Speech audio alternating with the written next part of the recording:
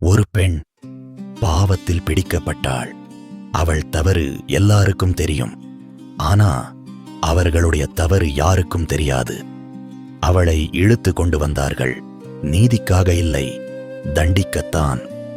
மோசேயின் நியாயப்பிரமாணப்படி இவள் கல்லெறியப்பட வேண்டும். கையில் கல், இதயத்தில் கோபம். அப்பொழுது அவர் சொன்னார், உங்களிலே பாவமில்லாதவன் முதலில் கல்லெறியட்டும். அதற்கு பிறகு அவர் தரையில் எழுத ஆரம்பித்தார். யாருக்கும் புரியாத ஒரு எழுத்து, ஆனா ஒவ்வொருவருக்கும் தெரிந்த ஒரு உண்மை. எரேமியா புத்தகம் 17:13 சொல்கிறது, துன்மார்க்கருடைய பெயர்கள் புழுதியில் எழுதப்படும். பெருமை, பேராசை, பொய், வஞ்சகம், மறைந்த பாவங்கள் அந்த மண்ணில் வெளிச்சம் பார்த்தது. ஒருவருக்கு பிறகு ஒருவர் கற்களை கீழே போட்டார்கள். மக்கள் போகவில்லை, அவர்களுடைய பாவம்தான் போயிற்று.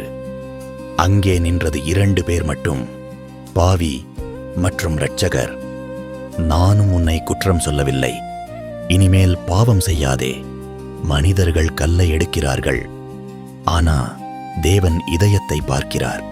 புழுதியில் எழுதப்பட்ட பெயர் காற்றில் மறைந்து போகும், ஆனா கிருபையில் எழுதப்பட்ட வாழ்க்கை என்றைக்கும் நிலைக்கும். அவர் தரையில் எழுதினார், நியாயத்திற்காக இல்லை, உன்னை காப்பாற்றத்தான்.